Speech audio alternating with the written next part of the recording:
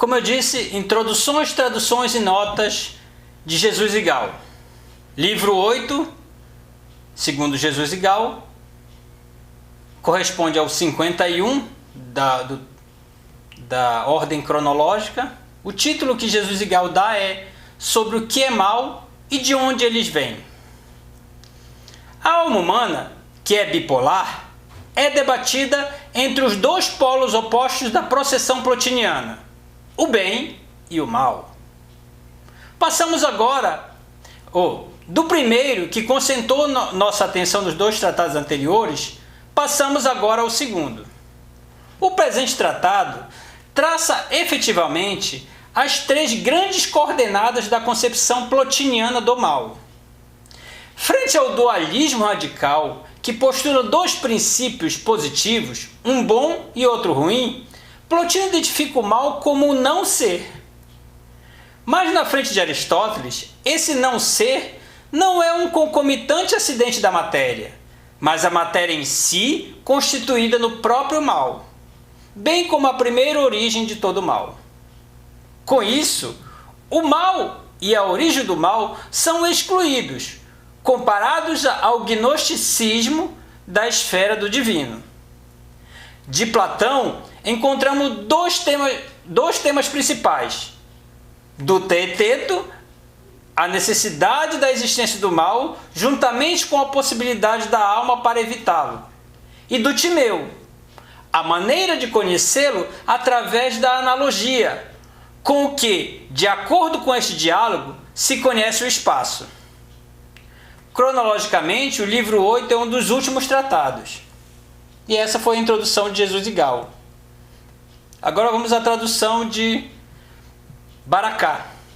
Livro 8 para Baracá corresponde ao livro 51 da ordem cronológica.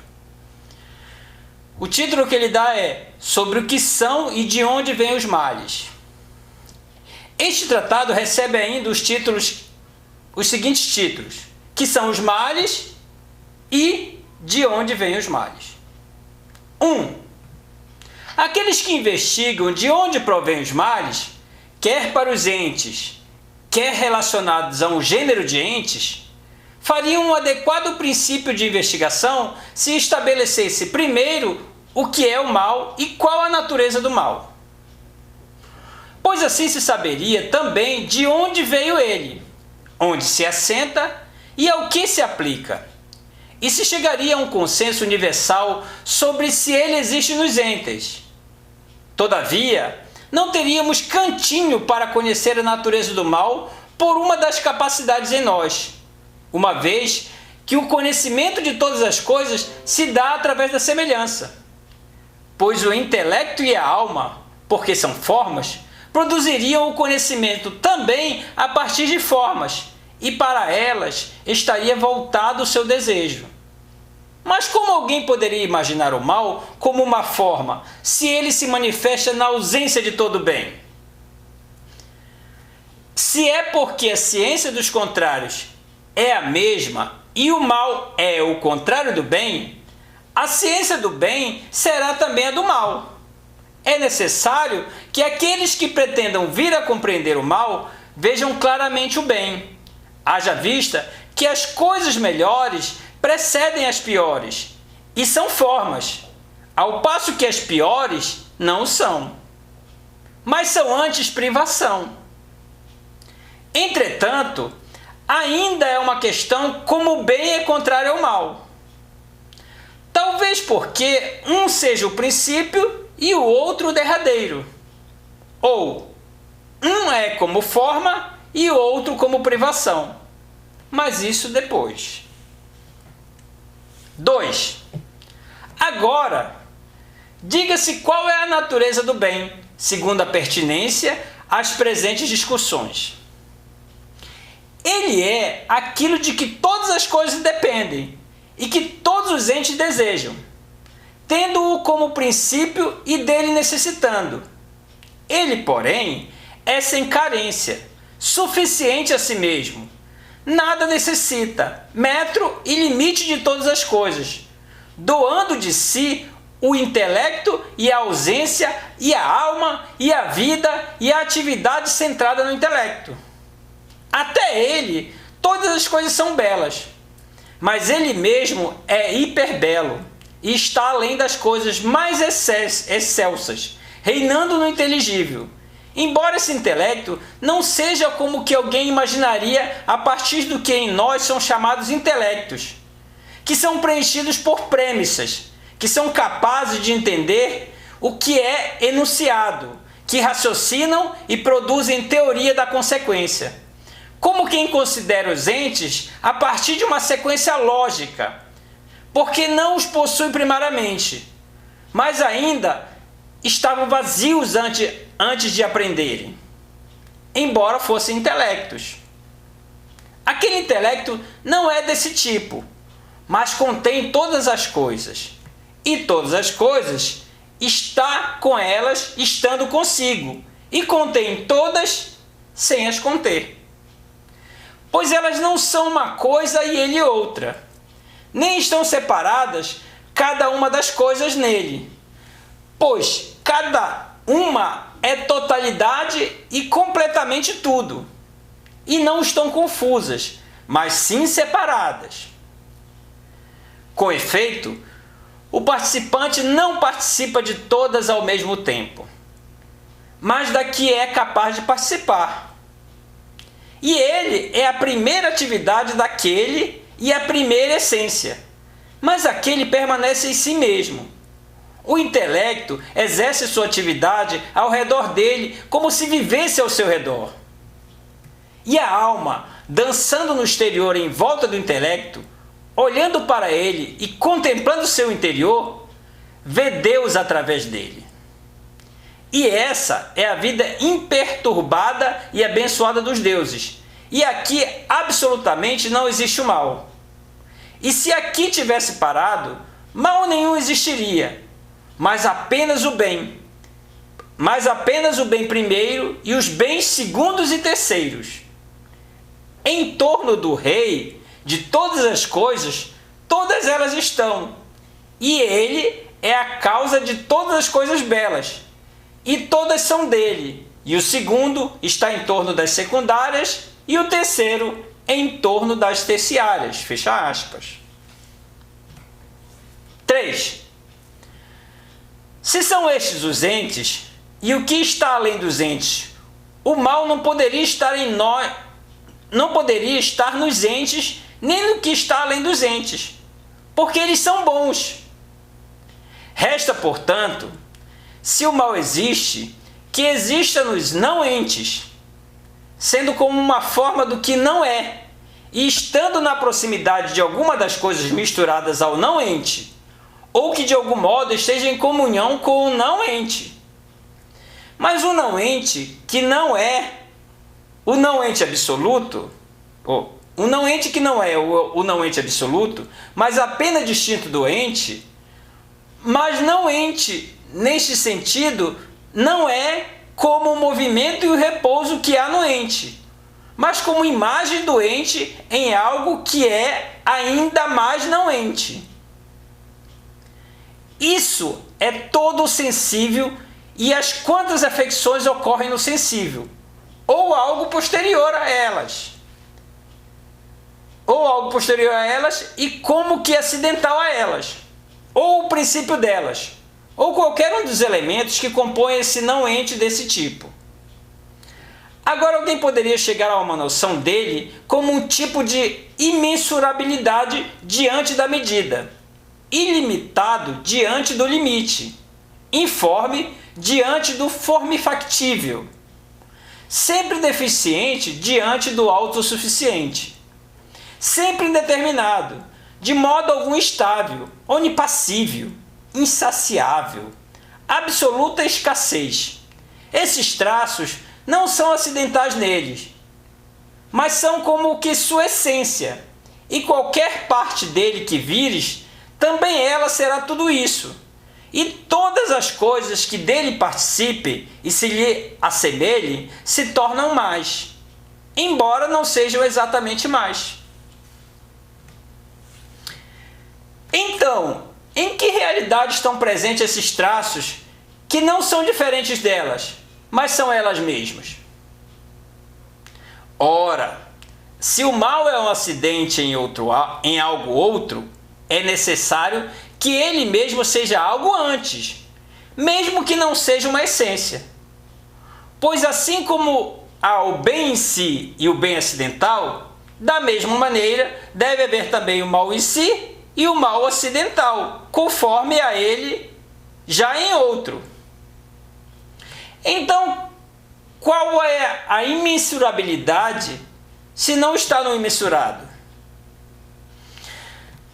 Mas, como uma medida que não está na coisa medida, há também uma imensurabilidade sendo imensurado, ou estará no medido. Mas não é possível que o medido, enquanto medido, possua imensurabilidade. Então, há de existir algo por si mesmo ilimitado, e que é, por sua vez, ele mesmo informe, e as demais coisas anteriores que caracterizam a natureza do mal. E se há algo posterior a ele do mesmo tipo, ou possui mesclado a ele, ou é assim porque olha para ele, ou é produtivo de algo desse tipo. Essa coisa subjacente aos contornos, às formas, aos formatos, às medidas, aos limites, e que está adornada com adorno alheio, porque não possui bem algum por si mesma, tal como um aspecto perante os entes, exatamente ela é a essência do mal. Se é que pode existir uma essência do mal, que a razão descobre ser o mal primário e o mal em si. 4. A natureza dos corpos, no quanto participa da matéria, seria um mal não primário, pois eles possuem uma forma não verdadeira, estão desprovidos de vida, destrói-se uns aos outros, o movimento deles originado é desordenado. São obstáculos para a alma em sua atividade própria e esquivam-se da essência fluindo sempre. São um mal secundário, e a alma por si mesma não é má, nem toda ela má. Mas qual é má?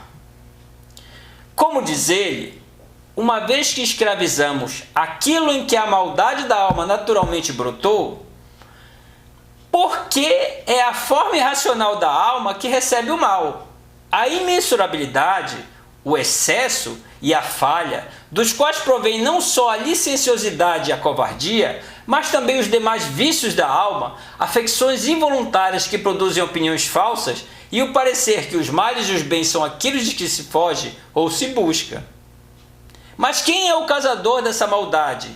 E como a referirás àquele princípio causa?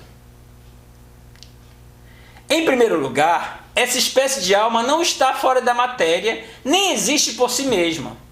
Ela, pois, está mesclada à imensurabilidade e é imparticípe da forma que ordena e conduz a medida, porque ela está fundida a um corpo que tem matéria. Em segundo lugar, mesmo a parte racional, se é prejudicada, é impedida de ver por causa das afecções, por estar obscurecida pela matéria, e inclinar-se para a matéria e não olhar completamente para a essência, mas para o devir, cujo princípio é a natureza da matéria, que é tão má que mesmo aquilo que ainda não está nela, apenas tendo olhado, contamina-se com o mal dela. Pois, sendo ela totalmente imparticípe do bem, privação dele por a carência, ela assemelha a si tudo que de algum modo tiver contato com ela. Logo, a alma que é perfeita e se inclina para o intelecto é sempre pura. Desvia-se da matéria e não vê nem se achega de tudo aquilo que é indeterminado, imensurado e mau. Pura, portanto, permanece completamente determinada pelo intelecto. Por outro lado, a alma que não permaneceu assim, mas avançou para fora de si por não ser perfeita, por não ser primária, cheia de indefinição por causa de sua carência, na medida em que carece, como uma imagem daquela alma, vê a escuridão e tem já matéria, olhando para o que não vê, como dizemos que se vê também a escuridão.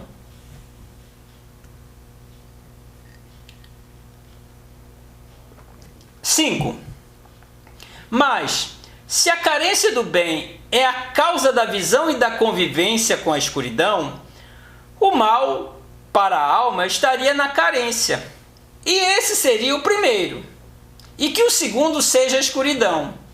E a natureza do mal não estaria mais na matéria, mas seria mesmo anterior matéria. Mas não, o mal não está em carência qualquer, mas na total. É fato que aquilo que carece um pouco do bem não é mal, pois pode até ser perfeito em relação à sua natureza. Mas, quando carece totalmente, precisamente o que é a matéria. Isso é o mal real que não tem parte alguma no bem, pois a matéria sequer possui o ser, para que assim participe do bem, mas para ela o ser é um homônimo, de modo que é verdadeiro dizer que ela não existe. A carência, então, comporta o não ser bem, mas a carência total, o mal. E uma grande carência comporta a possibilidade de tombar para o mal, e é já um mal. Por isso, é necessário que o mal seja concebido não como este mal, como a injustiça ou algum outro vício, mas como aquilo que ainda não é nenhum destes que são modalidades de forma dele, formadas por adições. Por exemplo, a malvadez na alma e, por sua vez, suas formas especificadas, seja pela matéria em que estão, seja pelas partes das almas, seja porque uma é com uma visão e outra uma impulsão ou uma afecção. Entretanto, se alguém sustentar que já as coisas externas à alma são males, por exemplo, a doença, a pobreza, como as remeterá àquela natureza? Ora, a doença é a carência e o excesso de corpos materiais que não retém a ordem e a medida. E a fealdade é a matéria não dominada pela forma. E a pobreza é a falta e a privação das coisas de que temos necessidade devido à matéria, a que somos conjugados, cuja natureza é ser indigente. Então, se o que foi dito é correto, não se deve dizer que nós sejamos o princípio dos males, sendo maus por nós mesmos, mas que eles são anteriores a nós, e que os males detêm os homens, sem